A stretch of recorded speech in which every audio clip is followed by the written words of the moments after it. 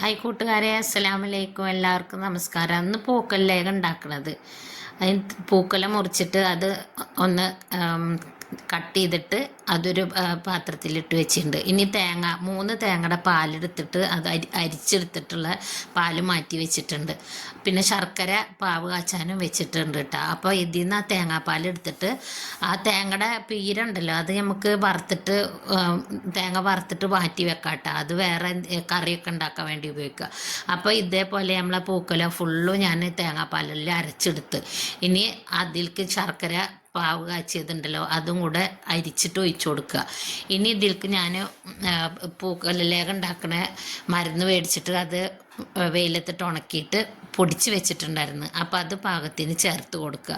ഇനി എല്ലാതും കൂടെ ഒന്ന് മിക്സ് ആക്കിയതിൻ്റെ ശേഷം ഇതിലേക്ക് സ്വല്പം ഉപ്പിട്ട് കൊടുത്തതിൻ്റെ ശേഷം കുറച്ച് അരിപ്പൊടിയും 1 കപ്പ് അരിപ്പൊടിയാണ് ഞാൻ ചേർക്കുന്നത്. 1 കപ്പ് ഇത് രായ്പുല്ലിൻ്റെ പൊടിയും കൂടെ ചേർത്ത് കൊടുക്കുന്നുണ്ട്. ഇനി അതെല്ലാം കൂടെ ഒന്ന് നല്ലോണം ഇളക്കി കൊടുത്തിട്ട് ഇനി ഇത് നമുക്ക് അടുപ്പത്ത് വെച്ചിട്ട് കത്തിക്കാം.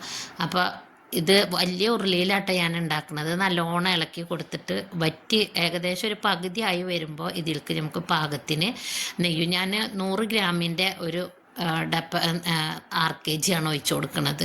അപ്പോൾ അതെല്ലാതും നല്ല വറ്റി കുറുകിയിട്ട് ഇതാ ലേഖത്തിൻ്റെ പരുവ് ആവാറായി തുടങ്ങി. അപ്പോൾ ഇനി ഇത് നല്ലോണം വറ്റി കഴിഞ്ഞാൽ ലേഖത്തിൻ്റെ പരുവായിട്ടുണ്ട് വെച്ചാൽ നമ്മൾ അത് അടുപ്പത്തുനിന്ന് ഇറക്കി വെക്കുക. അപ്പോൾ ഇതിൻ്റെ ഏകദേശം ഈ ലേഖ റെഡി ആയിട്ടുണ്ട് കേട്ടോ. ഇത് നമ്മൾ ചൂടാറിയ